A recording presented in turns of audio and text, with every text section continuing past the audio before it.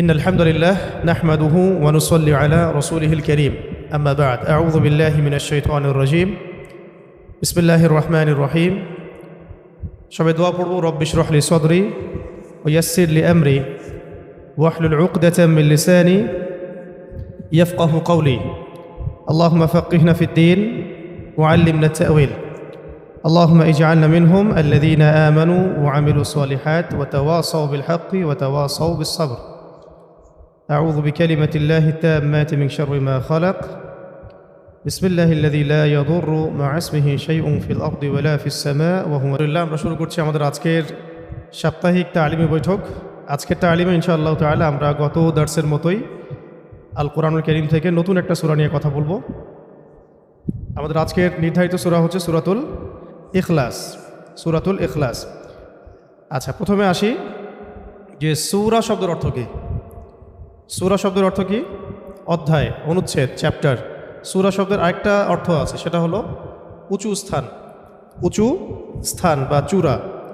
চূড়া যেমন আমরা বলি পাহাড়ের চূড়া, এরকম উঁচু স্থান।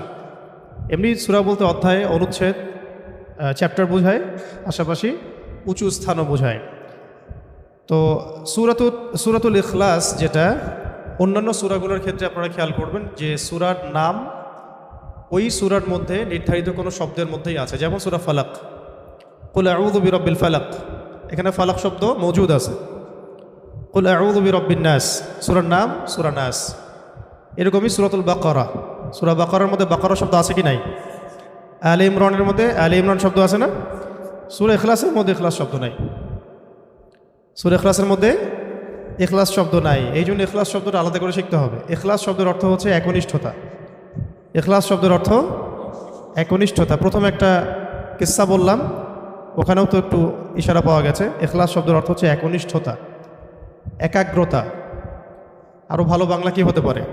নিরঙ্কুশ বা কি হতে পারে? নির্ভেজাল। হ্যাঁ, আন্তরিকতাও হতে পারে। একনিষ্ঠতাই সবচেয়ে সুন্দর শব্দ হচ্ছে। ইখলাস মানে একনিষ্ঠতা, মানে যেখানে কোনো ভেজাল নাই, ভেজাল মুক্ত, নিরঙ্কুশ কোনো বিষয়। তো ইখলাস শব্দটা প্রথমে মাক্কি না মাদানি এটা জানা দরকার। আল কোরআনের সূরাগুলো কতভাবে ভাগ করা যায়? দুই ভাগে। একটা হচ্ছে মাক্কি সূরা, এগুলো হলো মাদানি সূরা। মাক্কি সূরা কাকে বলে? যে সূরাগুলো হিজরতের আগে নাজিল হয়েছে সেগুলো মাক্কি সূরা। মাক্কি সূরার বিষয়বস্তু কী কী হয় সাধারণত? গত দার্সে বলেছিলাম তাওহীদ, রিসালাত, আখিরাত। তাওহীদ, রিসালাত, আখিরাত। মাদানী সূরাগুলোতে এগুলোর পাশাপাশি হুকুম, আহকাম, বিধিবিধান, হুদুদ, কিসাস এগুলো থাকে।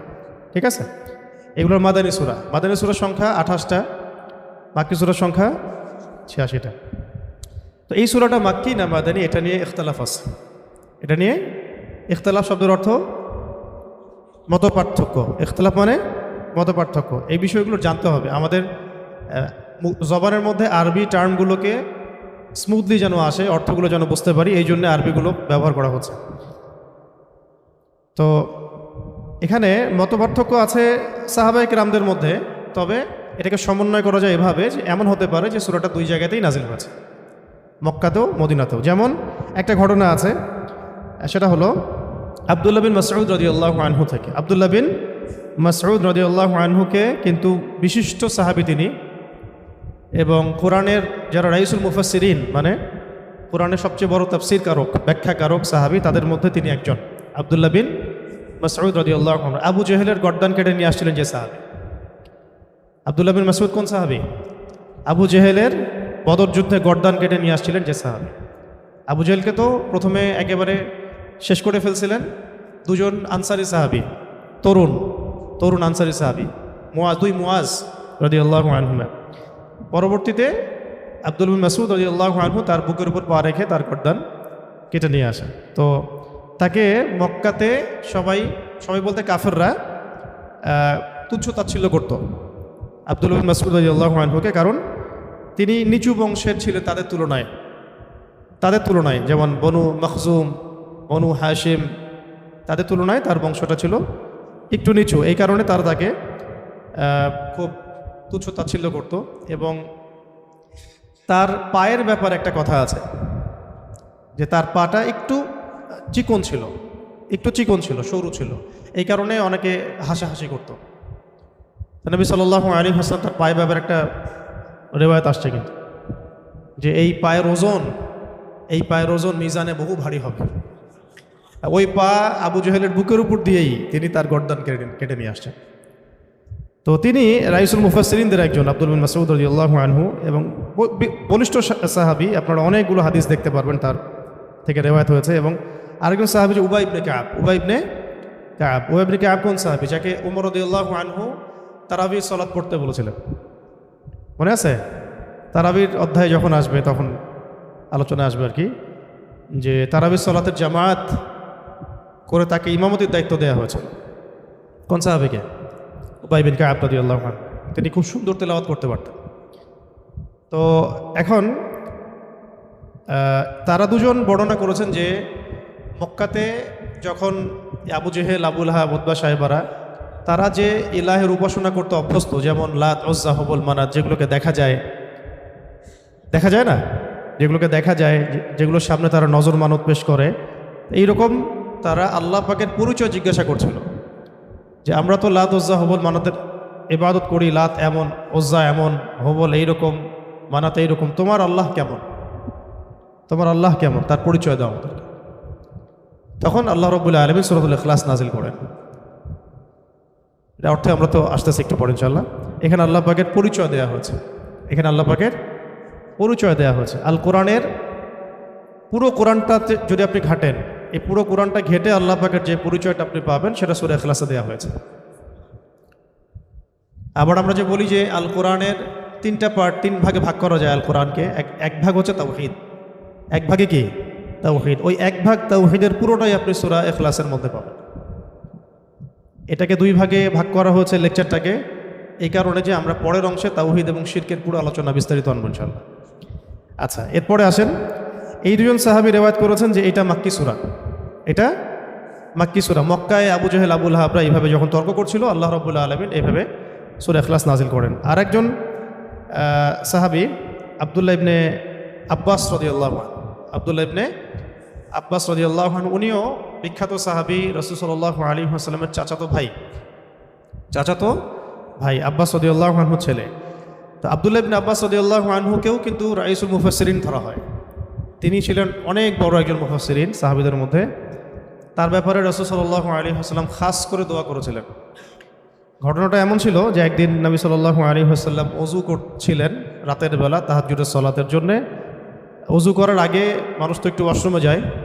তিনি ওয়াশরুম থেকে বের হয়ে এসে দেখেছেন কেউ তার জন্য পানি রেখে দিয়েছে, কেউ তার জন্য ওযুর পানি রেখে দিয়েছে।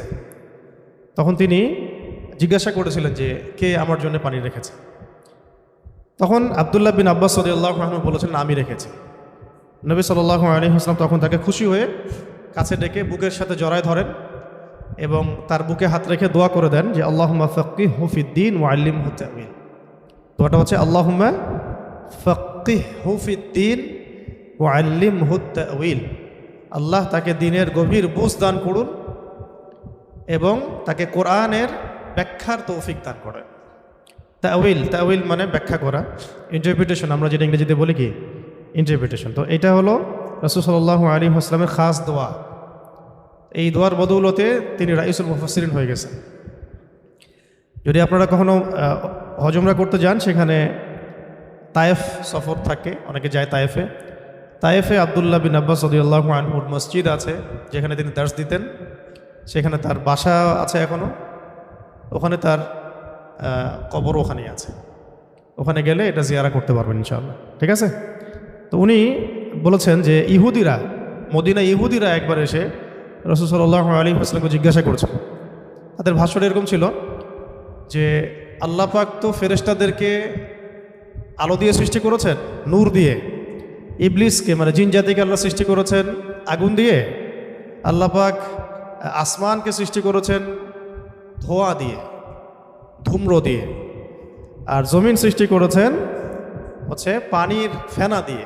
এটা বলছিল কে? ইহুদিরা বলছিল। ইহুদিরা এগুলো জানলো কিভাবে? তারা তো আহলে কিতাব, তাদের ওই কিতাবে তো অনেক মানে ওহী এসেছে এই পর্যন্ত, এবং সবচেয়ে বেশি নবী আসছে তো বনু ইসরাইলের মধ্যেই।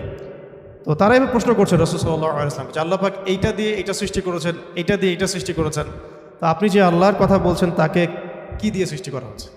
নাউযুবিল্লাহ। তাকে কি ইয়াকুত পাথর দিয়ে সৃষ্টি করা হয়েছে নাকি সোনা দিয়ে না রূপা দিয়ে? এইভাবে তারা একটা প্রশ্ন করছিল। ইহুদিদের স্বভাব তো বুঝেন। তখন রাসূল সাল্লাল্লাহু আলাইহি ওয়াসাল্লাম চুপ ছিলেন। এই সময় ওহী আসছে যে বলুন কুল হুয়াল্লাহু আহাদ আল্লাহুস সামাদ লাম ইয়ালিদ ওয়া লাম ইউলাদ ওয়া লাম ইয়াকুল লাহু কুফুয়ান আহাদ। তো এটাও বর্ণনা আসছে যে মদিনাতেও এটা নাজিল হয়েছে। আবার একবার একটা বর্ণনা আসছে, এটাও আনাস রাদিয়াল্লাহু আনহু থেকে। আনাস রাদিয়াল্লাহু আনহুকে চেনা আছে? রাসূলুল্লাহ সাল্লাল্লাহু আলাইহি ওয়াসাল্লামের খাদেম ছিলেন। প্রায় 8 থেকে 10 বছর তিনি খেদমত করেছেন এবং তিনি নবীকে খুব কাছ থেকে পেয়েছেন। আনাস রাদিয়াল্লাহু আনহুর জন্যও তিনি দোয়া করেছিলেন। কিন্তু আনাস রাদিয়াল্লাহু আনহুর মা ছিল খুব বুদ্ধিমতী মহিলা। যখন তিনি আমাদের নবীজি যখন মদিনায় হিজরত করে এসেছেন, তখন আনাস রাদিয়াল্লাহু আনহুর মা দ্রুত তার ছেলেকে নিয়ে গিয়েছেন। হে আল্লাহর নবী, আমার ছেলের জন্য দোয়া করে দেন। খাস করে এই যে মায়েদের ভূমিকা, আল্লাহওয়ালা মানুষদের কাছ থেকে দোয়া নিতে হয়। আল্লাহওয়ালা মানুষের কাছ থেকে কি নিতে হয়? দোয়া নিতে হয়। দোয়া দিয়ে অনেক কিছু হয়, বরং দোয়া দিয়েই অনেক কিছু হয়।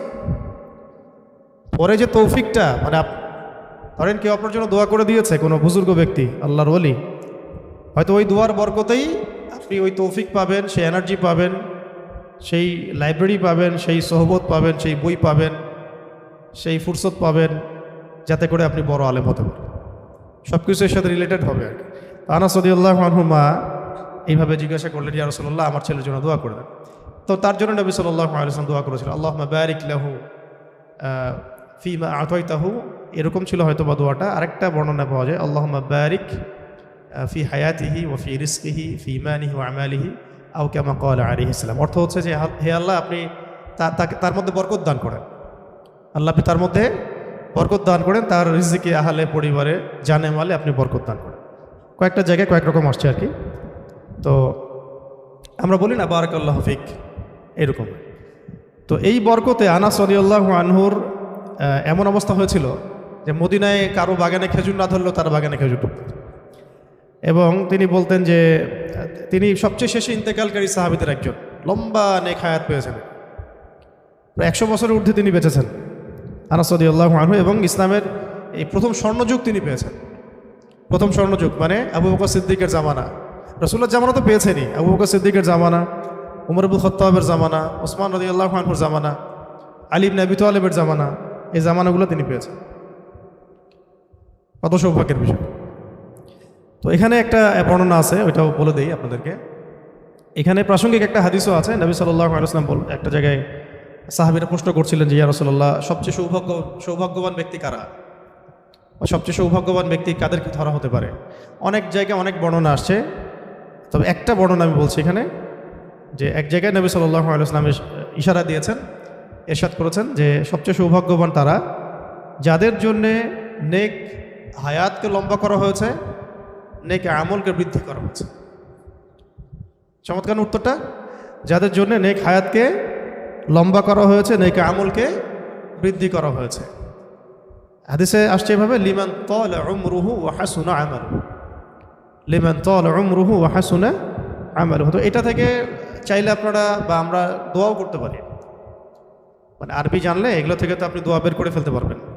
এই হাদিসটা পড়ে আপনি দোয়া করলেন যে হে আল্লাহ, আমাকেও তাদের অন্তর্ভুক্ত করেন যাদের নেক হায়াতকে লম্বা করা হয়েছে, নেক আমলকে বৃদ্ধি করা হয়েছে। তো এটাকে এখন আরবি দিয়ে আপনি বললেই দোয়া হয়ে গেল, বা বাংলায়ও বলতে পারেন যদি আরবি না জানেন। তো আরবিটা হবে এরকম, আল্লাহুম্মা ইজআলনি মিনহুম, আল্লাহুম্মা ইজআলনি মিনহুম লিমান তালা উমরুহু ওয়া হাসুনা আমালুহু। ঠিক আছে, এটা আরবি শিখাই দিলাম। আল্লাহুম্মা ইজআলনি মিনহুম লিমান তালা উমরুহু ওয়া হাসুনা আমালুহু। এই দোয়াটাও আপনারা প্র্যাকটিস করতে পারেন, চাইলে আমল করতে পারেন।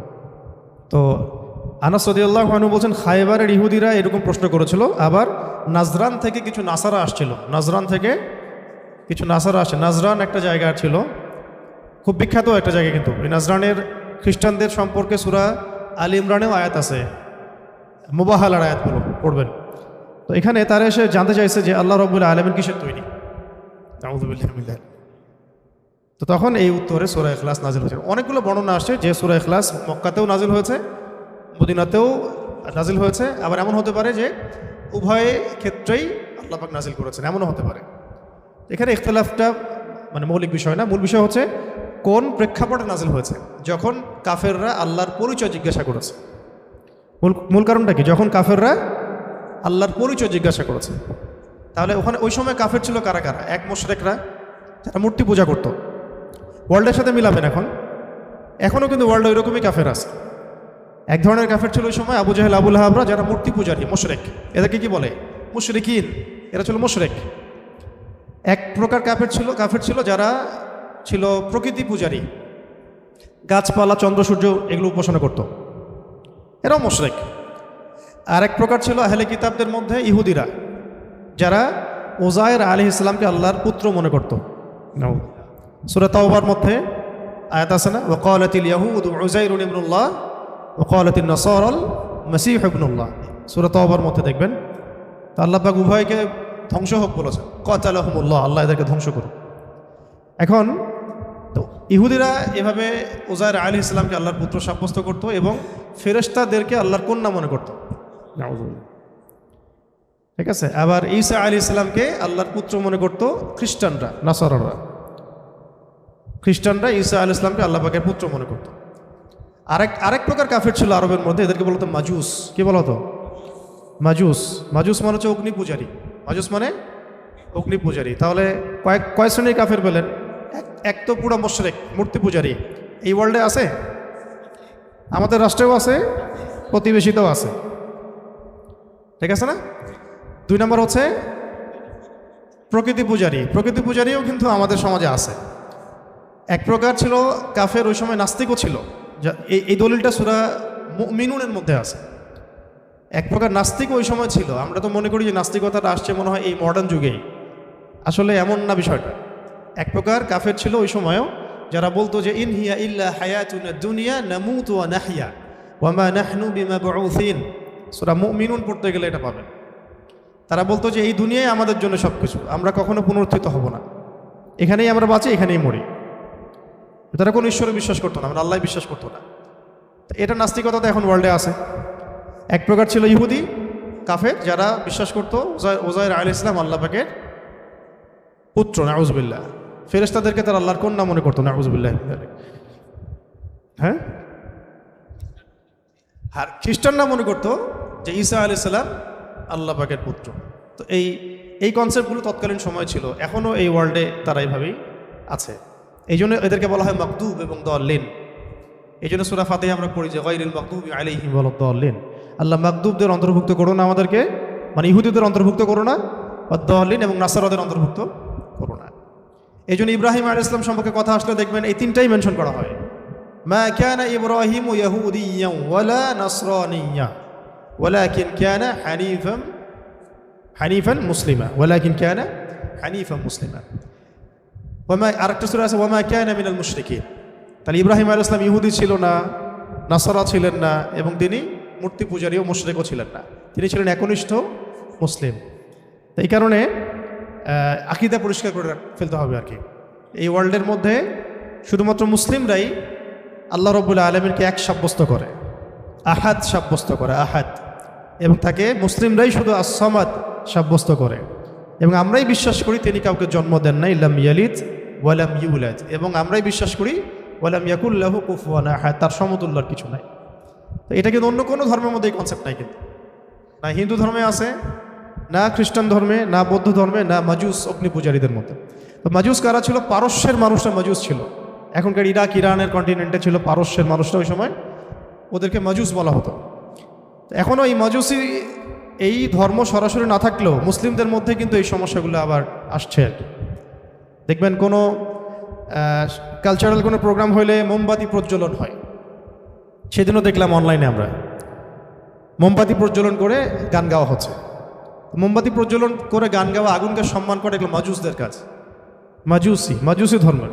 এদের সাথে আমাদের যুদ্ধ হয়েছে, ভয়াবহ যুদ্ধ হয়েছে তাদের সাথে। কাদেসিয়ার যুদ্ধ হয়েছে মাজুসিদের সাথে। কাদেসিয়ার যুদ্ধের হিস্ট্রি পড়লে দেখবেন 8,500 মুসলিম শহীদ হয়েছে ওই যুদ্ধে। কত হাজার? 8,500 যুদ্ধ। মুসলিম শহীদ হয়েছে। কাদেসিয়া যুদ্ধের পরে এই যে হীরা নগরী, ইরাকের পুরো ইরাক ইরান কন্টিনেন্টটা আমাদের মানে দখলে চলে আসছে। এরপর থেকে এই জায়গায় আর মানে ইহুদি খ্রিস্টান মাজুসিরা ঢুকতে পারে না, কিন্তু এখন নতুন করে ফিতনা তো আছেই, তো ওইটা অন্য আলোচনা। তো এখন আমরা বুঝতে পারলাম যে এই সূরাটা নাজিল হয়েছে কোন প্রেক্ষাপটে, যখন কাফেররা আল্লাহ পাকের পরিচয় জিজ্ঞাসা করছে। কারণ যারা শিরকে লিপ্ত, কুফরিতে লিপ্ত, তারা দেখছে যে আল্লাহ তাদের আল্লাহ সামনে, তাদের দেবতা সামনে, তারা দেখতে পারে। কেউ মনে করে যে আল্লাহ মানে ঈশ্বর মনে হয় এমনই যার পুত্র আছে নাউজুবিল্লাহ, কন্যা আছে নাউজুবিল্লাহ, যিনি মনে হয় কোনো কিছু সৃষ্টি, যার কোনো মাধ্যম আছে ইত্যাদি। ওরা এভাবে এই আইডিওলজিতেই তারা বিশ্বাসী ছিল। তো তারা এখন নবী সাল্লাল্লাহু আলাইহি ওয়াসাল্লামকে প্রশ্ন করছে যে তোমার আল্লাহ কেমন? আমাদের তো ইলাহ আমরা এরকম মনে করি, আমাদের ইলাহ বা আমাদের ঈশ্বরকে তো আমরা এমন মনে করি, তো তোমার আল্লাহ কেমন? তোমার আল্লাহ এর ডেফিনেশন দাও। তখন আল্লাহ রাব্বুল আলামিন সূরা ইখলাস নাজিল করেন। ইখলাস মানে একনিষ্ঠ খালেস তাওহীদ, খালেস তাওহীদ। এখানে এই সূরার মধ্যে তাওহীদ আছে, খালেস তাওহীদ, যেটা তাওহীদ হচ্ছে আমাদের দ্বীনের মূল ভিত্তি। তাওহীদ নাই, দ্বীনের কোনো কিছুই বাকি নাই। তাওহীদ যার মধ্যে নাই, দ্বীনের কিছুই বাকি নাই। তো তাওহীদ, রিসালাত, আখিরাত, আমাদের দ্বীনের তিনটে স্তম্ভ কি? তাওহীদ, রিসালাত এবং আখিরাত। তো তাওহীদের মূল বুনিয়াদ এই সূরার মধ্যে আল্লাহ পাক নাজিল করে দিয়েছেন। আল্লাহ পাক তখন বললেন বিসমিল্লাহির রহমানির রহিম, কুল, হে নবী আপনি বলে দিন। মুআউযিযাতাইনের সাথে সূরা ফালাক নাসের সাথে ইখলাসও আমল করতে হয় সকাল সন্ধ্যায় এবং রাতে, কিন্তু তাফসীরে আমরা এটা আলাদা করে আলোচনা করছি, কারণ প্রসঙ্গটা আলাদা, নাজিলের প্রেক্ষাপটটা আলাদা। আল্লাহ পাক বলছেন কুল, আপনি বলুন হে নবী, হুয়াল্লাহু আহাদ, হুয়া মানে তিনি, হুয়া মানে তিনি, আল্লাহ মানে আল্লাহ, আহাদ মানে এক। কুল মানে বলুন, হুয়া মানে তিনি, আল্লাহ মানে আল্লাহ, আহাদ মানে এক। কি অ্যান্সারটা দিলেন? বলেন, আপনি বলেন হে নবী, আল্লাহ এক। তোমরা যে এতগুলো দেবদেবীর উপাসনা করো, এটা আল্লাহ না। তোমরা যে এরপরে আসতেছে এই আল্লাহ এক বলে সমস্ত বহুত্ববাদীদের ভিত্তি ভেঙে দেওয়া হলো, তাই না? যত বহুত্ববাদী আছে সব ভিত্তি এক শব্দে শেষ করে দেওয়া হয়। বলুন আল্লাহ যিনি হবেন তাকে এক হতে হবে। আর এই সূরা নাজিলের আগে মক্কা একটা ঘটনা ঘটেছিল। সেটা হচ্ছে বেলাল রাদিয়াল্লাহু আনহুকে প্রচণ্ড নির্যাতন করা হচ্ছিল, বিকজ তিনি ইসলাম কবুল করেছিলেন। হ্যাঁ, বেলাল হাবশী রাদিয়াল্লাহু আনহু, যার পায়ের আওয়াজ নবী সাল্লাল্লাহু আলাইহি ওয়াসাল্লাম শুনতেন জান্নাতে গেলে। তা আমরা এটা বলছিলাম আজকে এক জায়গায় আলোচনায়, যে নেতা এমন হতে হবে যিনি তার কর্মীদের বা তার অনুসারীদের পায়ের আওয়াজ পর্যন্ত চিনে। আর আমরা এখন অনলাইনে ফ্যান ফলোয়ার্সদেরকে মনে করি যে তারা আমার সাথে একটা রেভলিউশনে গেলে আমার সাথে থাকবে। ফ্যান ফলোয়ার্স দিয়ে রেভলিউশন হয় না, বিপ্লব হয় না। নিবেদিত প্রাণ একনিষ্ঠ মানুষ লাগবে পাশে, আশেপাশে, যাদেরকে আমি চিনি, যাদেরকে আমি দেখেছি, যাদের পায়ের আওয়াজও আমি চিনি। নবী সাল্লাল্লাহু আলাইহি ওয়াসাল্লাম যাদেরকে নিয়ে সমাজ বিপ্লব করেছেন, তারা দারুল আরকামে গড়ে উঠেছেন। প্রতিদিন দেখা হতো, সাক্ষাৎ হতো, 5 ওয়াক্ত নামাজও দেখা হতো, তাই না? একে অপরকে জানতেন, বুঝতেন, চিনতেন। আর আমরা এখন ভার্চুয়াল একটা মানে জগৎকে আমাদের অনেক কিছু মনে করি। তো এখানে একটা বিষয় মাথায় দিয়ে দিই আপনাদেরকে, যদি সমাজ বিপ্লবের ফিকির থাকে তাহলে আমাদেরকে কাছাকাছি আসতে হবে। আর কাছাকাছি আসতে হবে মানে কাছাকাছি জামাবদ্ধ থাকতে হবে, একে অপরের সাথে কমিউনিকেশন থাকতে হবে, দেখা সাক্ষাৎ থাকতে হবে, ওঠা বসা থাকবে, চলাফেরা থাকবে। এইরকম আমাদের সাপোর্ট করতে পারে অনেক মানুষ, বিদেশ থেকেও অনেকে সাপোর্ট করতে পারে, দেশে ভালো কিছু হতে পারে না। কিন্তু আপনি যে অভ্যুত্থান, বিপ্লব যেগুলো বলছেন শব্দগুলো, বা দিন প্রতিষ্ঠা, আল্লাহর দিন, আল্লাহর জমিন, আল্লাহর দিন কায়েম, এগুলোর জন্য একনিষ্ঠ মানুষ দরকার আশেপাশে। একটা পুরো মানে একটা চেইন অফ কমান্ড দরকার, এক কথা। এটা ছাড়া ভার্চুয়ালি হয় না এগুলা। যাই হোক, ওটা ভিন্ন প্রসঙ্গ। আমরা এখন যেটা বলছিলাম যে বেলাল রাদিয়াল্লাহু আনহুর পায়ের আওয়াজও নবীজি চিনতেন। তিনি কিন্তু যখন তাকে দেখানো হচ্ছে তখন কিন্তু তিনি তাকে দেখেন নাই যে বেলাল রাদিয়াল্লাহু আনহু সামনে হাঁটতেছেন, তার পায়ের খসখস আওয়াজ শুনছেন। ওর কোনো বর্ণনা আসে খরম যে পড়তাম না আমরা আগে, খটখট খট করে শব্দ হতো, এই আওয়াজ তিনি পাচ্ছিলেন। তো এই আওয়াজ যে বেলাল রাদিয়াল্লাহু আনহু, তিনি কিভাবে বুঝলেন? তার মানে দুনিয়াতে যখন বেলাল রাদিয়াল্লাহু আনহু তার আশেপাশে চলছেন, তার আওয়াজ তো তিনি শুনতে পাচ্ছেন। দেখছেন এবং আল্লাহ পাক তাকে জানিয়ে দিচ্ছেন এটা বেলাল রাদিয়াল্লাহু আনহুর মর্তবা মাকাম। তো এর আগে একদিন বলেছিলাম না, তিনি অজু করতেন, অজু করে 2 রাকাত নামাজ পড়তেন। যখন অজু ভেঙে যাইতো তখন নতুন করে অজু করতেন এবং 2 রাকাত তাহিয়াতুল ওযুর নামাজ পড়তেন। এই জন্যে বেলাল রাদিয়াল্লাহু আনহুকে এইরকম জান্নাতে মাকাম দেওয়া হয়েছে। এটা একটা খাস আমল আর কি, শুধু এই জন্যই না, তার তো তাওহীদ, রিসালাত, আখিরাত, দ্বীন ইসলামের বিষয়গুলো, দাওয়াত, জিহাদ সব তো আছেই। এটা খাস খুসুসি আমল, আমরা বলি না সবার কিছু খুসুসি আমল থাকে, এইটা একটা খুসুসি আমল ছিল বেলাল রাদিয়াল্লাহু আনহু। তো বেলাল রাদিয়াল্লাহু আনহুকে উমাইয়া বিন খালাফ, কি নাম? উমাইয়া বিন খালাফ মারাত্মক অত্যাচার করেছিল, মারাত্মক, মানে এটা তো আসলে বললে বোঝানো যাবে না। একটা মানুষকে মারতে মারতে রাস্তা দিয়ে নিয়ে যাওয়া, গলার মধ্যে রশি টেনে ছেঁচড়ানো, পাথর দিয়ে চাপা দেয়া, বালুর মধ্যে শুইয়ে রাখা। যারা আরবে গিয়েছেন বা যাওয়া আসা করেন তারা ওখানকার গরম সম্পর্কে জানেন, কিছুটা ধারণা আছে। তো ওই রকম গরমের মধ্যে মরুভূমিতে একজন মানুষকে শুইয়ে রাখা আর উপরে পাথর চাপা দেয়া কত কঠিন বিষয়। বেলাল রাদিয়াল্লাহু আনহুকে বলা হচ্ছিল যে তুমি ধর্ম ত্যাগ করতে হবে না, খালি বলো যে লাতের কসম, উজ্জার কসম, খালি এতটুকু বলো, তোমার আল্লাহকে গালিও দেওয়া লাগবে না, তুমি খালি বলো লাতের কসম, উজ্জার কসম। আর তিনি বারবার বলছিলেন আহাদুন আহাদ, আহাদুন আহাদ। যত মারা হচ্ছে তত বলছেন আল্লাহ এক, আল্লাহ এক, আহাদুন আহাদ। এরপরে সূরা নাজিল হয়ে গেল কাফেরদের প্রশ্নের প্রেক্ষাপটে, বলো আল্লাহ এক, কুল হুয়াল্লাহু আহাদ। এটার সাথে বেলাল রাদিয়াল্লাহু আনহুর একটা এই আহাদ শব্দটা আল্লাহ পাকের কাছে এতই কবুল হয়ে গেছে যে আল্লাহ পাক নিজের পরিচয় দিচ্ছেন প্রথম, বলো আল্লাহ এক। এই এক শব্দ দিয়ে, আহাদ শব্দ দিয়ে সমস্ত মুশরিকদের, যত দ্বৈতবাদী আছে, বহুত্ববাদী আছে, তাদের সবার ভিত্তিটা ভেঙে দেওয়া হয়েছে। যে একজন সত্তা আল্লাহ হতে পারবে না যদি সে এক না হয়। এখন আপনি হিসাব করে দেখেন যে হিন্দুত্ববাদী যারা বাংলাদেশে, তাদের দেবতাকে একজন, অসংখ্য দেবতা। তারপর যারা বহুত্ববাদী, তাদেরকে দেবতা একজন। যারা নক্ষত্রের পূজা করে, নক্ষত্র কি একটা? সূর্য কি আসলে একটা? এরকম অসংখ্য সূর্য আছে আমাদের সৌরজগতে, আমরা একটা দেখতেছি। এই গ্যালাক্সিতে কত সূর্য আছে? বহু সূর্য আছে। এমন অনেক গ্রহ আছে যে গ্রহগুলোর মধ্যে একাধিক চাঁদ আছে। চাঁদ কি একটা? গাছ কি একটা? নদী কি একটা? পাহাড় পর্বত কি একটা? যার উপাসনা আমি করব তিনি এক হইতে হবে, এমন একজন যার কোনো মানে দ্বিতীয় কোনো সত্তা যার নাই, অদ্বিতীয় তিনি। খেয়াল করে দেখবেন এখানে ওয়াহেদ শব্দ আনা হয় নাই। ওয়াহেদ মানে কিন্তু এক, ঠিক আছে? ওয়াহেদের আবার এরপরে আপনি ইসনান, সালাসা, আর এগুলোতে যেতে পারবেন, 2, 3, 4 যেতে পারবেন, কিন্তু আহাদ আলাদাভাবে আনা হয়েছে, এর ওয়াহেদ শব্দটা আনা হয় নাই। এখানে অনেক ব্যাপার আছে। তো এখানে মূল কথা হচ্ছে, প্রথম কথা যে যিনি আল্লাহ হবেন তাকে এক হতে হবে। বা এমন কোনো সত্তা আল্লাহ হওয়ার বা ইলাহ হওয়ার দাবি করতে পারবে না যার বহু বচন আছে, যার ডুপ্লিকেট আছে, যার দ্বিতীয় ভেরিয়েন্ট আছে, ভার্সন আছে, তিনি কখনো আল্লাহ হতে পারবেন না। এখানে সমস্ত মুশরিকদের আল্লাহু আহাদ, হে নবী বলেন আপনি যে তিনি আল্লাহ এক, বলে দিন যে তিনি আল্লাহ এক। আল্লাহু আকবার। তারপরে আচ্ছা, এখানে একটা প্রাসঙ্গিক কথা আছে, পরে ভুলে যাবো, বলে দিই। মাঝে মাঝে এমন হয় যে কিছু কথা লিখে নিয়ে আসি না, কিন্তু নোট করে আসি না, কিন্তু মনের মধ্যে আসে, চলে আসে, পরে বলবো করে ভুলে যাই আর কি। এখানে একটা আমল আছে, এটা আপনাদেরকে শেখাই দিই। অনেকেই চায় যে আমার দোয়াটা কবুল হোক, সবাই চায় আমার দোয়া কবুল হোক। দোয়া কবুলের তো অনেক শর্ত আছে, তাই না? অনেকগুলো আমল আছে, শর্ত আছে, অনেক সময় আছে, এগুলো মোটামুটি আপনারা জানেন। তো একটা বিষয় আমি বলছি আজকে, একটা দোয়া আছে যে দোয়াটা, যে কথাগুলো দোয়ার শুরুতে বললে এই দোয়াগুলো কবুল হবে ইনশাল্লাহ, এই বিষয়ে আপনি নিশ্চিত থাকতে পারেন।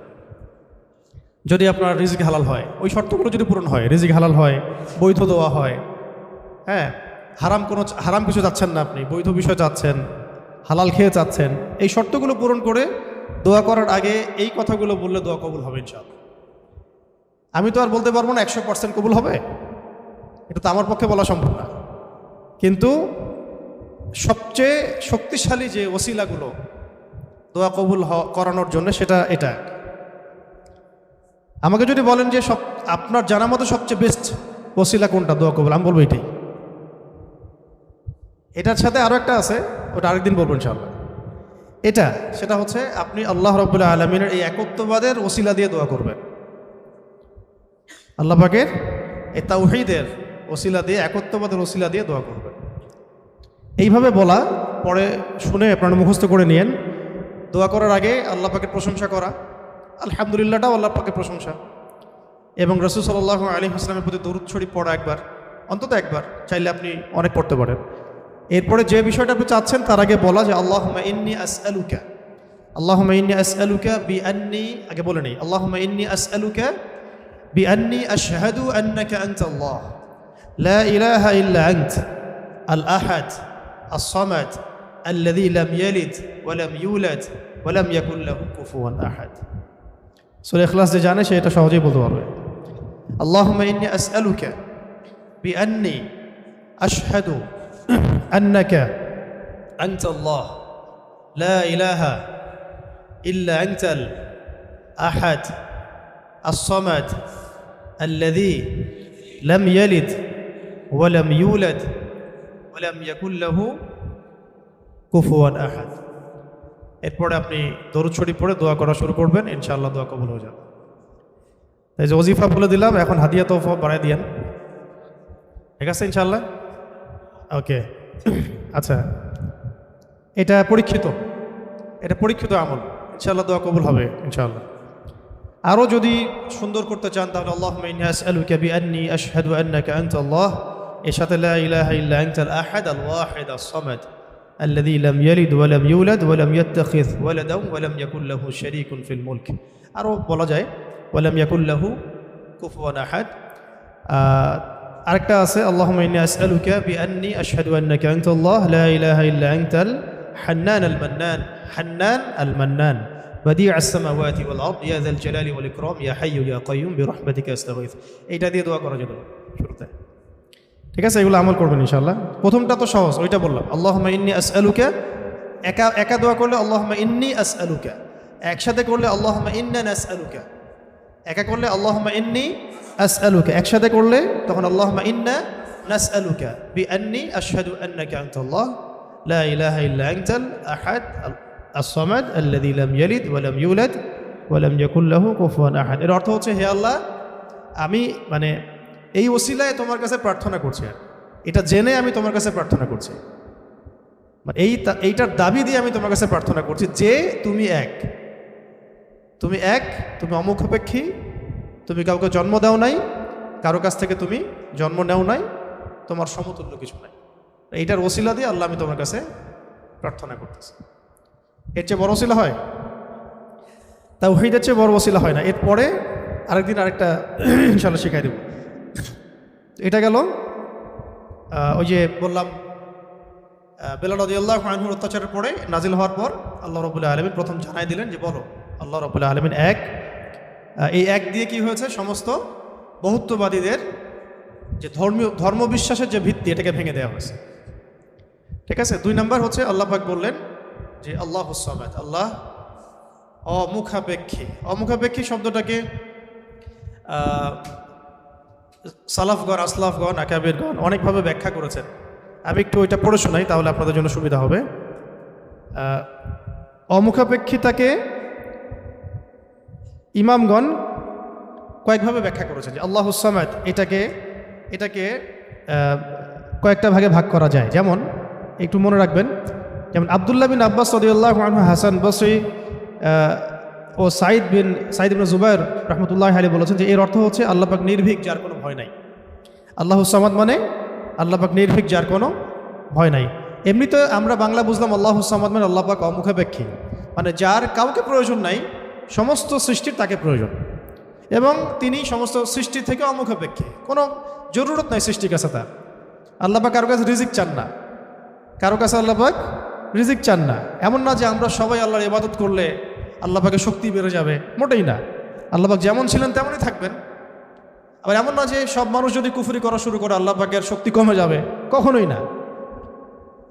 মানে এই পুরো বিশ্ব জাহান সৃষ্টি করার আগে আল্লাহ যেমন ছিলেন, আজও তেমন আছেন, চিরকাল তেমন থাকবেন। আল্লাহ পাক অমুখাপেক্ষী। অমুখাপেক্ষী মানে কারো প্রয়োজন নাই। এই জন্য একটা দোয়ায় আমরা বলি না যে আল্লাহ মাকফিনি বি হালালিকা আন হারামিক ওয়া আগনিনি বি ফাদলিক আম্মান সিওয়াক, মানে আল্লাহ আপনি আপনার হালাল দিয়ে হারাম থেকে আমাকে বাঁচায় দেন এবং আপনি ছাড়া বাকি সমস্ত বিষয় থেকে আমাকে অমুখাপেক্ষী রাখেন। তা আমরা যদি আল্লাহর প্রতি মুখাপেক্ষী হই তাহলে অন্য মাখলুকের প্রতি আমরা কি মুখাপেক্ষী হব? তা আমরা সবার থেকে অমুখাপেক্ষী হয়ে গেলাম। আল্লাহ পাক তার পুরো সৃষ্টি থেকে কি অমুখাপেক্ষী।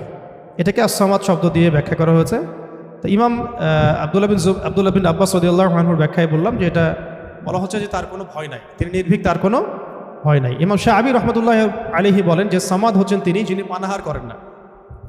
এক এক স্কলার এক একভাবে আসলাফগণ ব্যাখ্যা করেছেন। ইবনে জুবাইর রাদিয়াল্লাহু রহমতুল্লাহ আলাইহি বলেন যে সামাদ শব্দের অর্থ হচ্ছে তিনি সমস্ত গুণ এবং কর্মে নিখুঁত, তিনি সমস্ত গুণ এবং কর্মে নিখুঁত।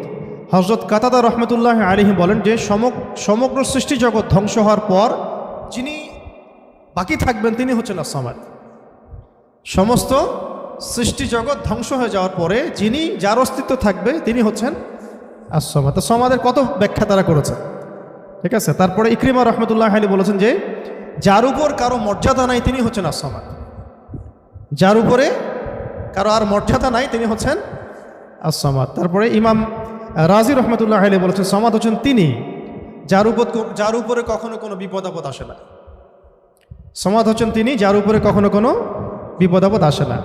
তারপরে আবুল ওয়াইল শাকিক ইবনে সালামা রহমতুল্লাহ আলাইহি বলেন যে সামাদ হচ্ছেন তিনি যিনি সর্বত্র তার কর্তৃত্ব প্রতিষ্ঠা করতে পারেন, সর্বত্র যার কর্তৃত্ব তিনি প্রতিষ্ঠা করতে পারেন। কারো মতে, কোন কোন স্কলারের মতে সামাদ হচ্ছেন তিনি যিনি সামাদ হচ্ছেন তিনি যার কাছে সমস্ত মাখলুককে প্রয়োজন পেশ করতে হয়, যার কাছে সমস্ত মাখলুককে প্রয়োজন পেশ করতে হয়। আর আরেকজন স্কলার তিনি বলেছেন সামাদ হচ্ছেন তিনি যিনি সমস্ত দোষ ত্রুটি থেকে মুক্ত, সমস্ত দোষ ত্রুটি থেকে মুক্ত। এগুলো আরও বিস্তারিত আপনারা পাবেন তাফসীরে জালালাইনের মধ্যে আছে, ঠিক আছে। এখন এই সামাদ শব্দ দিয়ে তাহলে কি করা হচ্ছে, ওই বহুত্ববাদীদের পর যাদের ধর্মবিশ্বাস কিছুটা বাকি থাকে তাদের ভিত্তিটাকে ঘুরিয়ে দেওয়া হচ্ছে। তো ইলাহ হতে হবে এমন যার কোনো ভয় নাই, যার কোনো ভয় তাকে কখনো স্পর্শ করে না। ইলাহ হতে হবে এমন একজন সত্তাকে যিনি কারো মুখাপেক্ষী নন।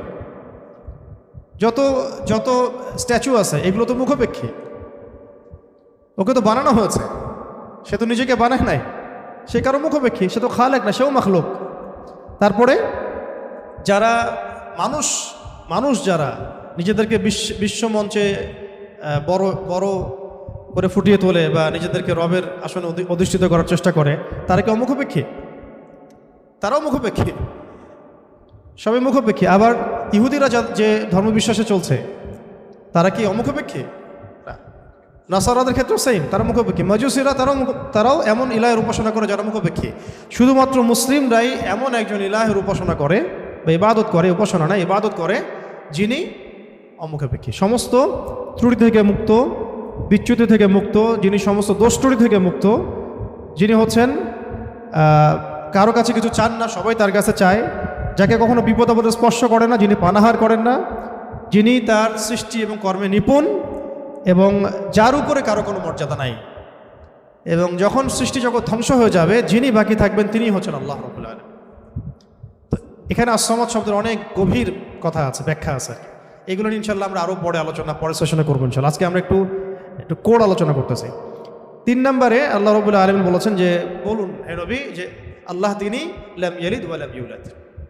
বলুন তো, সামনে কমন নেওয়া হয়েছে, ফুল বলুন আল্লাহ এক, আল্লাহুস সামাদ, আল্লাহ আস-সামাদ, আল্লাহ অমুখাপেক্ষী। আপনি বলে দিন হে নবী যে লাম ইয়ালিদ ওয়া লাম ইউলাদ। লাম ইয়ালিদ তিনি জন্ম দেন নাই, লাম ইয়ালিদ মানে তিনি জন্ম দেন নাই। এটা দিয়ে কাদের ভিত্তি ভেঙে দেওয়া হলো? ওই যে ইহুদি খ্রিস্টানদের, যারা আল্লাহর পুত্র সাব্যস্ত করে, কন্যা সাব্যস্ত করে, ওদের ধর্মবিশ্বাসের ভিত্তি ভেঙে দেওয়া হলো। লাম ইয়ালিদ তিনি জন্ম দেন নাই। তো এমন একজন সত্তাকে আল্লাহ হতে হবে যিনি কাউকে জন্ম দেন না কখনো। আমরা এই দুনিয়াতে যা দেখছি সব কিছু কিন্তু জন্মিত, বা জন্ম দিচ্ছে বা জন্মিত। মানুষের কথা বলেন, আপনি যে কোনো মাখলুকের কথা বলেন, এমনকি প্রকৃতির যে বিষয়গুলো আমরা দেখি এগুলোও তো জন্মিত আর কি, মাখলুক, এগুলো কোনো না কোনো জায়গা থেকে আসছে। তো আল্লাহ রাব্বুল আলামিন হতে হলে এমন একজন সত্তা হতে হবে যিনি কাউকে জন্ম দেন নাই। ওয়ালাম ইউলাদ, এটা আরও কঠিন, কেউ জন্ম দেয় না সেটা একটা হতে পারে, একজন ধরেন মহিলা আছে জন্ম দেয় নাই সন্তান, তো সে তো কারো কাছ থেকে জন্মিত হয়েছে।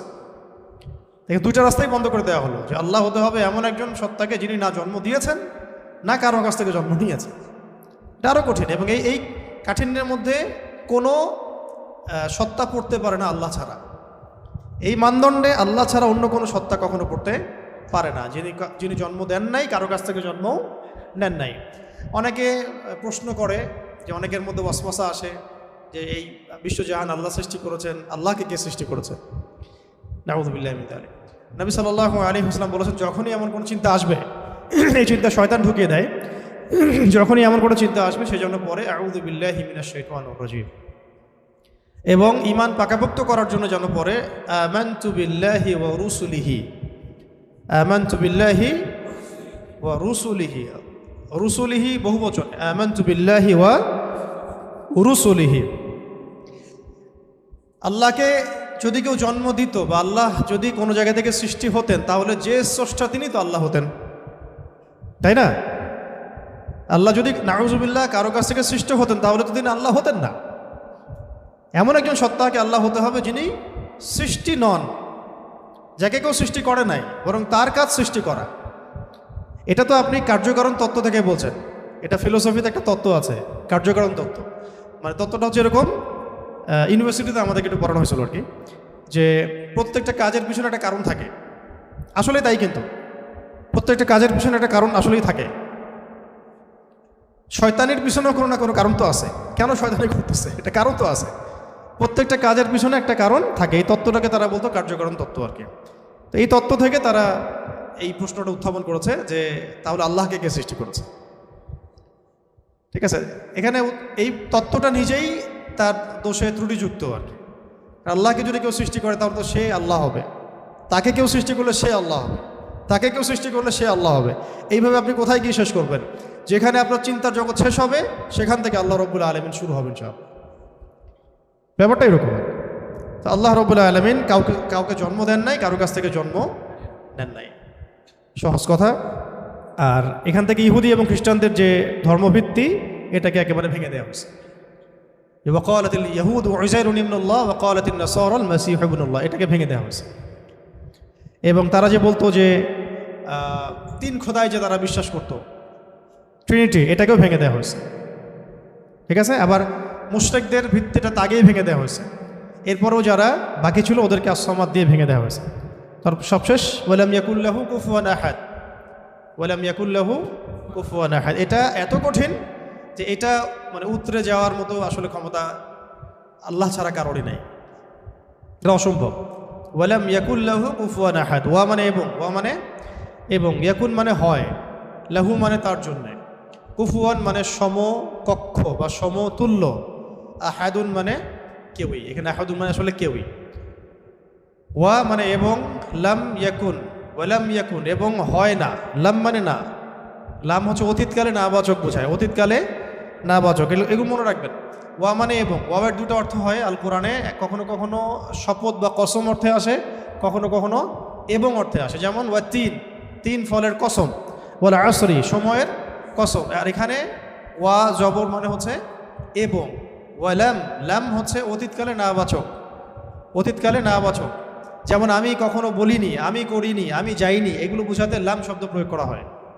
ঠিক আছে, ওয়ালাম ইয়াকুন, ইয়াকুন মানে হয়, লাম ইয়াকুন মানে হয় না, ওয়ালাম ইয়াকুন এবং হয় না, এবং হয় না, লাহু মানে তার জন্য, লাহু মানে তার জন্য বলতে এখানে আল্লাহর দিকে নিসবত করা হচ্ছে।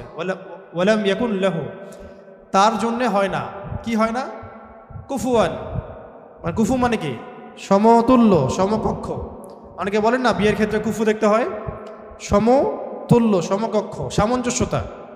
আহাদ কেউই, মানে তার সমতুল্য সমকক্ষ কেউ নাই, তার সমতুল্য সমকক্ষ কেউ নাই। এটা হচ্ছে আরও কঠিন, কারণ একজন ধরেন আহাদ উতরে আসলো, সমাদে গিয়ে শেষ হয়ে গেল। কেউ হয়তো বলছে লাম ইয়ালিদ ওয়া লাম ইউলাদ, এটাকে কোনোভাবে ব্যাখ্যা করছে, ধরেন কোনোভাবে উল্টাপাল্টা ব্যাখ্যা করছে, কিন্তু শেষে গিয়ে এসে কিন্তু আর পারবে না। ওয়ালাম ইয়াকুল্লাহু কুফুয়ান আহাদ, তার সমতুল্য কিছুই নাই। ধরেন আপনি বললেন যে এই মূর্তিটা নাউজুবিল্লাহ একটা দেবতা, কেউ বললো হয় কোনো মুশরিক, তাহলে এই মূর্তি একটা না, এই মূর্তি আরও অনেক আছে, সামঞ্জস্য আছে। কেউ যদি বলে এই নক্ষত্রটা তার ইলাহ, নাউজুবিল্লাহ, এই নক্ষত্র একটা না, তার সামঞ্জস্য আরও আছে, সিমিলারিটিস আছে। ঠিক আছে, কেউ বললো যে অমুক নবীর সন্তান আল্লাহর পুত্র, নাউজুবিল্লাহ, এই নবীর সন্তান একজন না, আরও বহু নবী আছে, তাদের সন্তান হয়েছে। এইরকমই ওয়ালাম ইয়াকুল্লাহু কুফুয়ান আহাদ হচ্ছে এমন একজন সত্তাকে আল্লাহ হতে হবে যার সাদৃশ্য কিছু নাই। লাইসা কামিথলিহি শাই, তার সমতুল্য, তার মতো কিছু নাই। অনেকে আল্লাহ পাকের এই যে হাত, আল্লাহ পাকের চেহারা, আল্লাহর হাসি, আল্লাহর ক্রোধ, এগুলোকে ব্যাখ্যা করতে গিয়ে আকীদার ক্ষেত্রে এমন এমন কিছু ব্যাখ্যা করেছে যেখানে আল্লাহ পাককে মাখলুকের সাথে সাদৃশ্য করে দেওয়া হয়েছে। এবং তারা আবার বলছে এটাই নাকি আহলুস সুন্নাহ ওয়াল জামাআর আকীদা। এটা একটা বাজে বিষয়, এটা একটা বাজে কথা। আল্লাহ রাব্বুল আলামিনের জাত এবং সিফত সম্পর্কে আমরা ইনশাআল্লাহ আরেকদিন বিস্তারিত কথা বলবো। ঠিক আছে, এতটুকু বলছি এখন যে আল্লাহই, তার মতো কোনো কিছুই নাই। যেখানে আল্লাহ পাক বলেছেন তার চেহারা, এটা চেহারার অর্থ ইশারা কি সেটা আল্লাহ পাক জানেন। ওটা আমি যদি এখন মনে করতে যাই যে এটা এরকম চেহারা, চোখ নাক মুখ কানওয়ালা, তো এটা শিরক হয়ে যাবে। তো আর আল্লাহ পাক কোনো মাখলুকের সাদৃশ্য না, ওয়ালাম ইয়াকুল্লাহু কুফুয়ান আহাদ, লাইসা কামিথলিহি শাই, তার মতো আর কিছু নাই। ঠিক আছে, তো আল্লাহকে কোনোভাবেই এইরকম কোনো ব্যাখ্যার মধ্যে আনা যাবে না। যেমন অনেকে বলেন না যে আল্লাহ পাক কোথায় আছে। তো এখন আপনি প্রশ্ন করলেন যে আল্লাহ রাব্বুল আলামিন কোথায় আছে, কেউ বলছে আরশের উপরে আছে, আরশের। তো আল্লাহ পাকের ক্ষেত্রে এমন দিক সাব্যস্ত করা যাবে না, উপরে নিচে ডানে বামে, এভাবে না। এটা ইস্তাওয়ার অর্থ কি, সেটা আল্লাহ পাক যেভাবে বলেছেন ওইটুকুতে চুপ থাকা আর কি, ব্যাখ্যা করতে না যাওয়া, এমনকি আল্লাহ পাক আর রহমান আর রহিম, এটাকে এইভাবে ব্যাখ্যা করা যাবে না যে কেমন রহমান, আমাদের মতো রহমান, আমাদের মতো দয়াময় কি? আল্লাহর দয়া আল্লাহর মতো, আল্লাহ পাকের দয়া আল্লাহর মতো, আল্লাহর ক্রোধ আল্লাহর মতো, আল্লাহর মানে কারো প্রতি সন্তুষ্ট হওয়া তার মতো, তার নিজের জাত এবং সিফতের মতো, আমাদের কোনো মাখলুকের মতো না। আবার আল্লাহ পাকের দিকে কোনো দিকও সাব্যস্ত করা যাবে না যে আল্লাহ উপরের দিকে, নিচের দিকে, ডানের দিকে, বামের দিকে। এইগুলো মানে খুব সূক্ষ্ম বিষয় আকীদার, এবং এই আকীদার এই বিষয়গুলো সমাজের মধ্যে অনলাইনের মাধ্যমে এত ফিতনা সৃষ্টি হয়ে গেছে যেগুলো আসলে অনেক সময় জেনারেল ভাইরা এর মধ্যে ডুবে যাচ্ছে আর কি। তো আল্লাহ পাকের ব্যাপারটাকে খুব সেন্সিটিভলি বুঝতে হবে এবং সূক্ষ্মতার সাথে বড় বড় উলামায়ে কেরামদের কিতাবগুলো পড়ে তাদের কাছ থেকে ব্যাখ্যা জেনে নেবেন। এবং যেটা বুঝবেন না পড়তে গিয়ে, যদি আপনি আকীদার বইগুলো আসলেই পড়তে পারেন, তাহলে যেটা বুঝবেন না সেটা অবশ্যই বড় আলেমকে জিজ্ঞাসা করতে হবে। হ্যাঁ, আরশের কথা দিয়ে অনেকে বলেছেন উপরে, এই সমাসীন শব্দটা মানে হচ্ছে আসীন হওয়া। এই যে আমি বসে আছি এখন চেয়ারের উপরে, আমি চেয়ারের উপরে সমাসীন হয়ে আছি আমি এখন, তো এটা কি সমাসীন শব্দটা ঠিক হবে? তাহলে আল্লাহ পাক কি বসে আছেন? নাউযুবিল্লাহি মিন যালিক। কোন হালতে আছেন আপনি জানেন? আমরা জানি। আল্লাহর হালতে আছে। আল্লাহ পাক যেভাবে থাকা দরকার তার শান মর্যাদা অনুযায়ী আল্লাহ পাক আছে। তো এই ব্যাপারগুলো খুব সূক্ষ্ম, কিন্তু এই জন্য আমি বলছি এটার আরেকটা দার্স লাগবে পরের ক্লাসে ইনশাল্লাহ। ওই দিন আমরা তাওহীদের পুরো বিষয়গুলো, খুঁটিনাটিগুলো জানবো ইনশাল্লাহ। পাশাপাশি শিরকের বিষয়গুলো লিস্ট করা হচ্ছে, যতগুলো কাজ শিরক এগুলো আপনাদেরকে বলে দেবো ইনশাল্লাহ। মানে এখন যেগুলো দেখা যায়, এছাড়াও আরও অনেক শিরক আছে যেটা সামনে আসবে আর কি। হ্যাঁ, আসতে পারে, কারণ যেভাবে যুগ বদলায় সেভাবে শিরকের ভেরিয়েন্টও বদলাচ্ছে। যেভাবে যুগ বদলাচ্ছে না, শিরকের ভেরিয়েন্টও বদলাচ্ছে, কিন্তু উসুলগুলো জানা থাকলে আমরা ভুল করবো না ইনশাল্লাহ। ঠিক আছে, তো আমরা এখানে সূরা ইখলাসের মূল কয়টা অর্থ জানলাম, সরল অনুবাদ। তাহলে অর্থ ধরলে পারবেন তো এখন থেকে ইনশাল্লাহ। কুল শব্দের অর্থ বলুন, কাকে বলতে বলা হচ্ছে? রাসূল সাল্লাল্লাহু আলাইহি ওয়াসাল্লামকে। কেন বলতে বলা হচ্ছে? কারণ কাফেররা জিজ্ঞাসা করেছে আল্লাহ কেমন, তোমার আল্লাহ কেমন, প্রকৃতি জিজ্ঞাসা করছে, আল্লাহ পাক সম্পর্কে জানতে চেয়েছে। আল্লাহ পাকের ডেফিনেশন কোন সূরা আছে? ইখলাস। এই সূরাকে বলা হয় তাওহীদের সূরা, একনিষ্ঠতা। ঠিক আছে, খালেস তাওহীদ। এবং কোরআনের যে 3টা ভাগের কথা বললাম 3 ভাগের 1 ভাগই হচ্ছে তাওহীদ। এই কারণে এই সূরাকে আল কোরআনের 3 ভাগের 1 ভাগ বলা। এখন বুঝতে পারছেন যে হাদিসে আসছে না যে এই সূরা ইখলাস হচ্ছে কোরআনের 1/3 সমান। 1/3 কেন? কারণ কোরআনের 3 ভাগের 1 ভাগ হচ্ছে তাওহীদ। এটা এভাবে আসে না কিন্তু যে 3 বার পড়লে 1 খতম হবে, এভাবে কিন্তু হাদিসে আসে নাই। এটা ব্যাখ্যা, ওলামা ইকরামদের আসলাফদের অনেকের ব্যাখ্যা যে 3 বার পড়লে হয়তো 1 খতমের নেকি হয়ে যাবে। ইনশাআল্লাহ হতেও পারে, আল্লাহ পাক দিতেই পারেন, আল্লাহ পাক দিলে আমার সমস্যা কি? তো এইভাবে হাদিসে আসে না যে 3 বার পড়লেই 1 খতমের নেকি হবে, এইভাবে হাদিসে আসে না। আসছে যে এই সূরা হচ্ছে কোরআনের 3 ভাগের 1 ভাগ, 1/3 সমান, 1/3 সমান। এটাও একটা ব্যাখ্যা যে কোরআনের 3 ভাগের 1 ভাগ জুড়ে তাওহীদ আছে। বাকি 1 ভাগ কি আছে? বাকি 1 ভাগ আছে না, বাকি 1 ভাগ আছে ইতিহাস, হিস্ট্রি, পূর্ববর্তী নবীদের অনেক ঘটনা, এইগুলো আছে 1 ভাগ, ঠিক আছে। আর 1 ভাগ আছে আহকাম, হুকুম আহকাম, এগুলো করো এগুলো করো না, হ্যাঁ, দিক নির্দেশনা। আর এমনি আমরা বলছি আমাদের দিনের যে মূল 3টা ভিত্তি, সেটার মধ্যে একটা হচ্ছে তাওহীদ, একটা রিসালাত, একটা হলো আখিরাত। আচ্ছা, এখন আসেন শেষ করি, আমরা 10টা বেজে যাচ্ছে। এখন আর 2-1টা কথা বলে আমি শেষ করি যে আজকের মতো, যে আমরা জানলাম এই সূরা শানে নুজুল কি, অর্থগুলো কি। আচ্ছা, অর্থগুলো একবার রিপিট করে নেই। কুল মানে কি বলুন? হুয়া আল্লাহ, হুয়া মানে কি? তিনি, হুয়া মানে তিনি, এখানে আল্লাহকে সাব্যস্ত নিসবত করা হচ্ছে। আল্লাহ মানে আল্লাহ, আহাদ মানে 1। আচ্ছা, আল্লাহ শব্দটা কিন্তু নিজেই ইসমে আজম, আল্লাহ শব্দটা নিজেই কিন্তু ইসমে আজম। এটার সাথে প্রাসঙ্গিক বলে দিলাম, ওই দোয়াটা যদি করেন দোয়া করার আগে, তাহলে ইনশাআল্লাহ দোয়া কবুল হবে। কোনটা? আল্লাহুম্মা ইন্নী আসআলুকা বিআন্নী আশহাদু আন্নাকা আনতা আল্লাহ লা ইলাহা ইল্লা আনতাল আহাদুস সামাদুল লাযী লাম ইয়ালিদ ওয়া লাম ইউলাদ ওয়া লাম ইয়াকুল লাহু কুফুয়ান আহাদ। এটা একটা। তারপরে আল্লাহ পাক বলছেন, বলুন তিনি আল্লাহ এক, আল্লাহুস সামাদ, আল্লাহ পাক অমুখাপেক্ষী, লাম ইয়ালিদ তিনি কাউকে জন্ম দেন নাই, ওয়া লাম ইউলাদ তাকেও কেউ জন্ম দেয় নাই, এটা প্যাসিভ, এটা মাজহুল আর কি, আরবিতে বলে মাজহুল, মানে প্যাসিভ। লাম ইয়ালিদ তিনি কাউকে জন্ম দেন নাই, ওয়া লাম ইউলাদ তাকেও কেউ জন্ম দেয় নাই। আর ওয়া লাম ইয়াকুল লাহু কুফুয়ান আহাদ, ওয়া মানে এবং, লাম শব্দ প্রয়োগ হয় কখন? অতীতকালে নাবাচক বোঝাতে।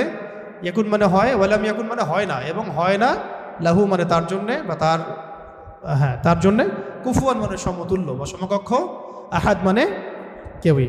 তাহলে তার সমতুল্য বা তার সমকক্ষ কেউ নাই।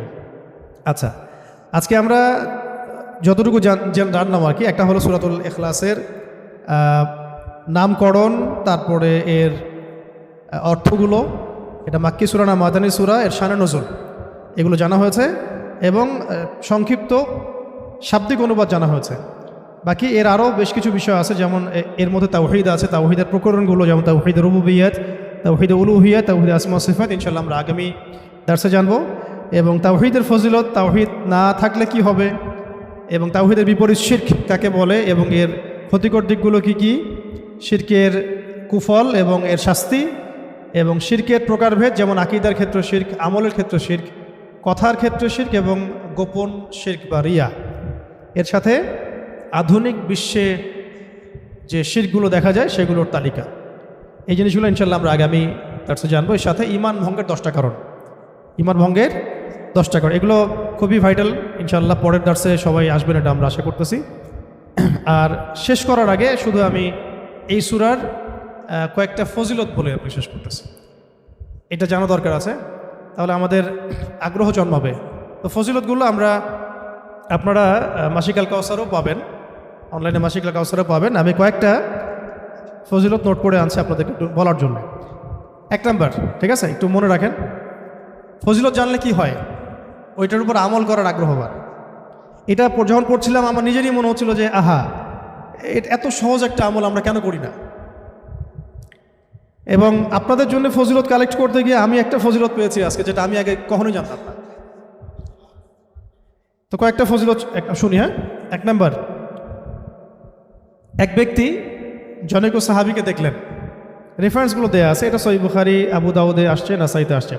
এক ব্যক্তি জনৈক সাহাবীকে দেখলেন যে তিনি প্রত্যেক নামাজেই সূরা ইখলাস পড়েন, প্রত্যেক নামাজে সূরা ইখলাস পড়েন, মানে তাকে ইম্মতের দায়িত্ব দেওয়া হয়েছে।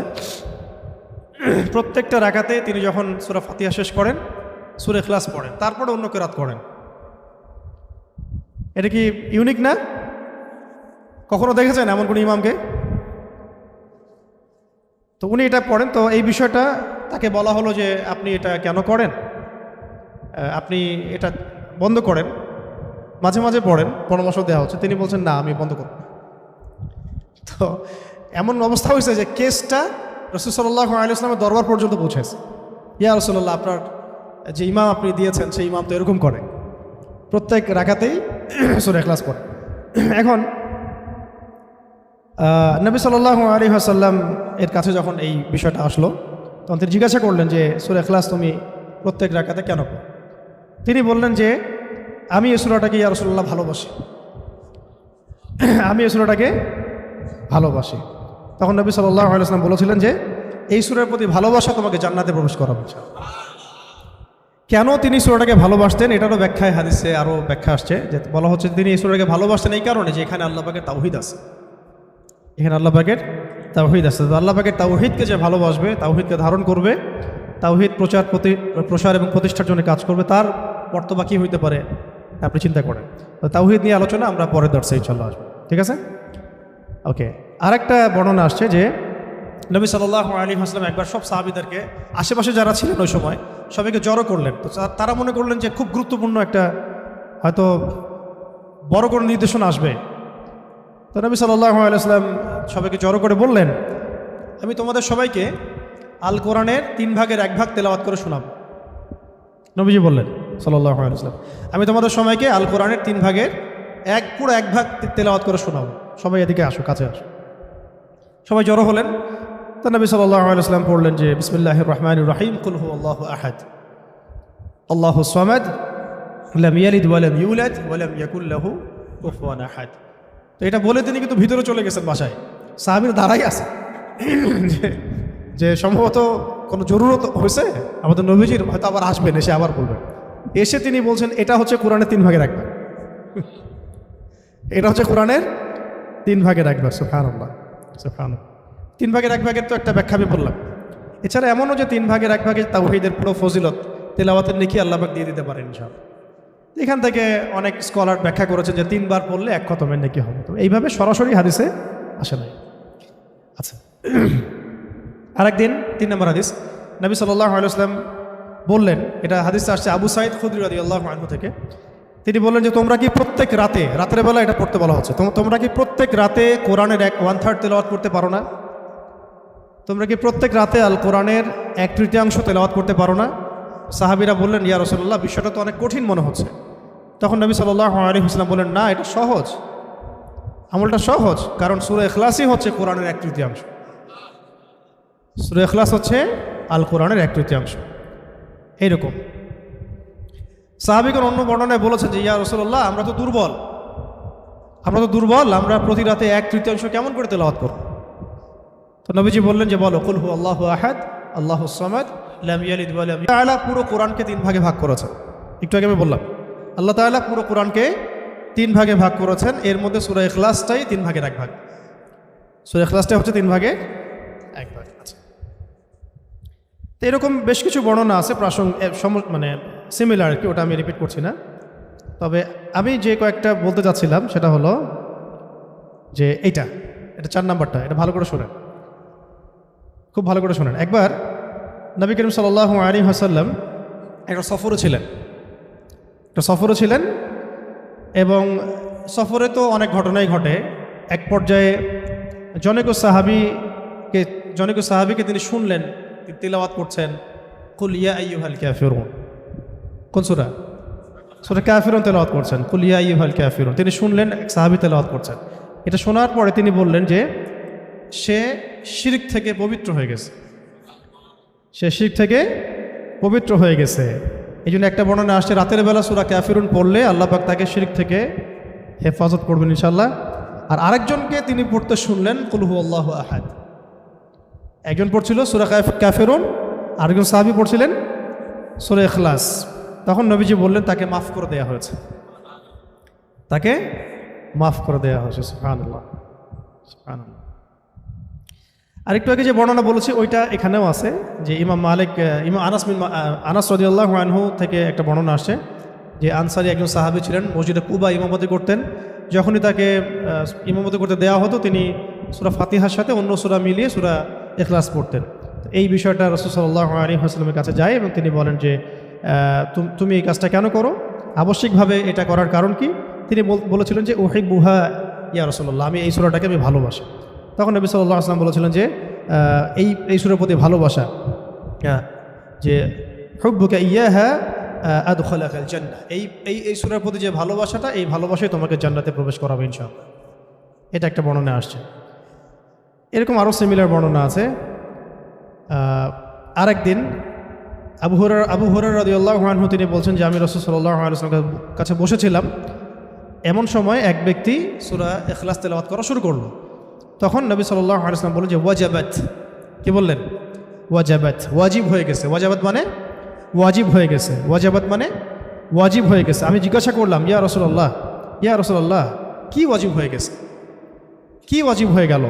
তিনি বললেন যে আল জান্নাহ, জান্নাত ওয়াজিব হয়ে গেছে, এই ব্যক্তির উপর জান্নাত ওয়াজিব হয়ে গেছে।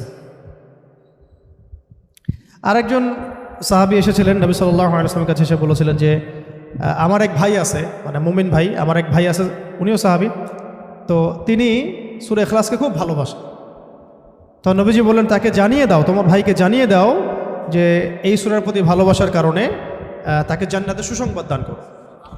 তাকে জানিয়ে দাও যে এই সূরার প্রতি ভালোবাসার কারণে তাকে জান্নাতের সুসংবাদ দেয়া হচ্ছে। এইরকম আরও বর্ণনা আছে সিমিলার, যেমন একটাতে আসছে, এটাও বুখারী মুসলিমের বর্ণনা, যে সাহাবায়ে কেরাম একদিন এক সাহাবীকে জিজ্ঞাসা করলেন যে এই সূরাটাকে আপনি এতবার কেন পড়েন? তিনি বলেছিলেন যে এই সূরার মধ্যে আর রহমানের সিফত এবং গুণাবলী আছে, এই সূরার মধ্যে আর রহমানের মানে আল্লাহ পাকের সিফত এবং গুণাবলী আছে, তাই আমি এটাকে পড়তে ভালোবাসি। তখন নবীজি বললেন তাকে জানিয়ে দাও যে আল্লাহও তাকে ভালোবাসে। মানে এক এক জায়গায় এক একভাবে শব্দ এক্সট্রা আসছে আর কি। কোনো জায়গায় বলা হচ্ছে তার জন্য জান্নাত ওয়াজিব হয়ে গেছে, কোনো বর্ণনা আসছে যে তাকে জানায় দাও যে আল্লাহ তাকে ভালোবাসেন, কোনো বর্ণনা আসছে তাকে জানায় দাও যে তাকে জান্নাতের সুসংবাদ দান করো। এরকম করে বিভিন্ন বর্ণনা আসছে আর কি। এবার আমাদের জন্য খুব আগ্রহের একটা হাদিস, এটা শুনেন। মুয়াজ ইবনে আনাস জুহানী রাদিয়াল্লাহু তাআলা আনহু বলেন যে রাসূলুল্লাহ সাল্লাল্লাহু আলাইহি ওয়াসাল্লাম একদিন বললেন, ভালো করে শুনেন, রাসূলুল্লাহ সাল্লাল্লাহু আলাইহি ওয়াসাল্লাম একদিন বললেন, যে ব্যক্তি কুল হুয়াল্লাহু আহাদ এই সূরাটাকে 10 বার পড়বে, যে ব্যক্তি এই সূরাটাকে 10 বার পড়বে, আল্লাহ তাআলা তার জন্য জান্নাতে একটা প্রাসাদ নির্মাণ করবে। তো এই কথাটা শুনে ওমর রাদিয়াল্লাহু আনহু বললেন, ওমর ইবনে খাত্তাব তিনি বললেন যে তাহলে তো আমরা অনেক প্রাসাদের অধিকারী হয়ে যাব ইয়া রাসূলুল্লাহ। তার উদ্দেশ্য ছিল এটা, যদি আমি 20 বার পড়ি ইয়া রাসূলুল্লাহ, তাহলে নবীজি বললেন তাহলে দুইটা প্রাসাদ, যদি 30 বার পড়ি 3টা প্রাসাদ, ইয়া রাসূলুল্লাহ তাহলে তো আমরা অনেক প্রাসাদের অধিকারী হয়ে যাব। তখন নবীজি বললেন যে আল্লাহ তাআলার দান এর চেয়েও বেশি প্রশস্ত, মানে আপনি 100 পড়লে 10টা ঘর পাবেন, আমরা 100 পড়লে 10টা ঘর পাবো, 200 পড়লে 20টা। এইভাবেই আল্লাহ পাকের দান আরও প্রশস্ত। আর যে হাদিসটার কথা আমি বললাম, যেটা আমি আজকে আপনাদের জন্য এটা রেডি করতে গিয়ে জেনেছি আর কি, এটা আমার আগে জানা ছিল না। এটা জানার পরে আসলে আমাদের মনে হচ্ছে কেন এই আমলগুলো করি না। এত সময় দেখা যায় যে অনেক সময় অনলাইনে বসে থাকছি, তাই না? অনেক সময় এমনিই বসে আছি জিকির ছাড়া, তো গাড়িতে যাওয়া আসা হচ্ছে, ওই সময় বসে আছি, কোনো কাজ নাই, এমন হয় অনেক সময় হয় না? কেন আমরা এই সময়গুলো কাজে লাগাই না? এই লাস্ট হাদিস, একজন সাহাবী ছিলেন যার নাম মুয়াবিয়া ইবনে মুয়াবিয়া বিন মুয়াবিয়া আল মুজানি রাদিয়াল্লাহু তাআলা আনহু, তিনি ইন্তেকাল করেছিলেন এবং নবী সাল্লাল্লাহু আলাইহি ওয়াসাল্লামের তিনি সাহাবীদেরকে নিয়ে জানাজার নামাজ পড়া হলো। ভালো করে শুনুন, মুয়াবিয়া ইবনে মুয়াবিয়া আল মুজানি রাদিয়াল্লাহু তাআলা আনহু ইন্তেকাল করলেন, নবী সাল্লাল্লাহু আলাইহি ওয়াসাল্লাম সাহাবীদেরকে নিয়ে তার জানাজার নামাজ পড়ানোর পরে নবী সাল্লাল্লাহু আলাইহি ওয়াসাল্লামের কাছে জিবরাইল আলাইহিস সালাম আগমন করলেন এবং তাকে জানিয়ে দেওয়া হলো ওহীর মাধ্যমে যে এই সাহাবীর জানাজায় আমি জিবরাইল আলাইহিস সালাম বলছেন 70,000 ফেরেশতা সহ আমি উপস্থিত হয়েছিলাম। 70,000 ফেরেশতা সহ এই জানাজা সালাতে আমি উপস্থিত হয়েছি। তো নামাজ শেষে নবী সাল্লাল্লাহু আলাইহি ওয়াসাল্লাম জিজ্ঞাসা করলেন যে ইয়া জিবরিল, হে জিবরিল, ইয়া জিবরিল, হে জিবরিল, বিমা বালাগা মুআবিয়া ইবনে মুআবিয়া হাযিহিল মানজিলা। এই সাহাবীর মুআবিয়া ইবনে মুআবিয়া রাদিয়াল্লাহু তাআলা আনহুর কোন কারণে এই মঞ্জিলে তাকে পৌঁছে দেওয়া হলো, কোন কারণে তাকে এই মঞ্জিলে পৌঁছে দেওয়া হলো, মানে এত উঁচু মাকাম দেওয়া হলো। তখন তিনি বলছিলেন যে ইয়া রাসূলুল্লাহ সাল্লাল্লাহু আলাইহি ওয়াসাল্লাম, এই মর্যাদা লাভের কারণ হচ্ছে যে সে দাঁড়িয়ে, বসে, হেঁটে, সওয়ারিত অবস্থায় সবসময় সূরা ইখলাস তেলাওয়াত করত। এই মর্যাদার কারণ হচ্ছে সে দাঁড়িয়ে, বসে, হেঁটে হেঁটে, সওয়ারিতে, মানে সার্বক্ষণিক তার আমলে ছিল, খুসুসি আমল ছিল সূরা ইখলাসের বেশি বেশি তেলাওয়াত। সুবহানাল্লাহ। এটা মুসনাদ আহমদে আসছে হাদিসটা, আরও কিছু হাদিসের মধ্যে আসছে হাদিসটা। তো আল্লাহ পাক আমাদের সবাইকে এই সূরার প্রতি বেশি বেশি আমল করার তৌফিক দান করেন। অনেকগুলো ফজিলত পেলাম, তাহলে ফজিলতগুলোর মধ্যে এগুলো সব অথেন্টিক, এগুলো নিয়ে কোনো ইনশাআল্লাহ সন্দেহের কিছু নাই। কিছু কিছু বইয়ের মধ্যে দেখা যায় যে 400 পড়লে, 1000 পড়লে কিছু কিছু আমল দেয়া আছে, এগুলো সনদগুলো সহি না এবং এগুলো দুর্বলতা আছে। তো ওইগুলো আমরা এখানে আলোচনা আনলাম না। মূল যে বিষয়গুলো সেগুলো বললাম যে এই সূরা প্রথমত রাতের বেলা পড়তে হবে, মানে আমরা পড়বো ইনশাল্লাহ। তারপরে সূরা ফালাক, নাস, ইখলাস, এটা তো সকাল সন্ধ্যায়, আবার ঘুমানোর সময়ও, ঠিক আছে। এটা গেল 3টা আমল। আরেকটা হলো অন্তত পক্ষে 10 বার দিনে, 10 বার তো পড়াই যায়, নিজের উপর এটা কিন্তু আমল হিসাবে নিয়ে নেওয়া যায়। আমি 10 বার পড়বো সারাদিনে, হ্যাঁ, একটা অট্টালিকা, 10 বার পড়লে একটা প্রাসাদ, জান্নাতে একটা প্রাসাদ, 20 বার পড়লে 2টা, 30 বার পড়লে 3টা, যত বেশি পড়বে তত বেশি। সবচেয়ে বড় কথা, এই সূরার মধ্যে আল্লাহ পাকের তাওহীদ আছে এবং এই তাওহীদকে যে ভালোবাসবে আল্লাহ তাকে ভালোবাসবে। এই সূরাকে যে মহব্বত করবে আল্লাহ তাকে মহব্বত করবেন। এই সূরাকে যে ব্যক্তি তাওহীদের কারণে মহব্বত করে, আল্লাহ পাকের জাত এবং সিফাতের কারণে মহব্বত করে, আল্লাহ পাক তাকে জান্নাতে প্রবেশ করাবেন। তো এখানে সবচেয়ে মূল কথাটা হচ্ছে আল্লাহ পাকের তাওহীদ। এই তাওহীদ কি, তাওহীদ কত প্রকার, তাওহীদের প্রকারভেদগুলো কি কি, তাওহীদের বিপরীত কি, শিরক কত প্রকার, ঠিক আছে, কি, কেন, এর ক্লাসিফিকেশনগুলো, এইগুলো ইনশাআল্লাহ আমরা আগামী দার্সে জানবো ইনশাআল্লাহ। ঠিক আছে, আজকে এই পর্যন্ত থাক। আগামী দার্সে সবাইকে আসার আমন্ত্রণ জানাচ্ছি। আল্লাহ পাক আমাদের সবাইকে সূরাতুল ইখলাস বিশুদ্ধ করে তিলাওয়াতের, এর মর্ম বোঝার এবং এর উপর নিয়মিত আমল করার তৌফিক দান করেন। এবং সূরা ইখলাসের মধ্যে যে তাওহীদ আছে, এই তাওহীদটা নিজের জীবনে, আকীদায়, আমলে, নিজের আখলাকের মধ্যে প্রতিষ্ঠা করা এবং এই তাওহীদের ব্যাপক প্রচার প্রসার প্রতিষ্ঠায় নিজেদেরকে আত্মনিয়োগ করার তৌফিক আল্লাহ পাক আমাদেরকে দান করে দেন। ওয়া আখিরু দাওয়ানা আনিল হামদুলিল্লাহি রাব্বিল আলামিন। আমরা সবাই দোয়া পড়ব। সুবহানাকা আল্লাহুম্মা ওয়া বিহামদিক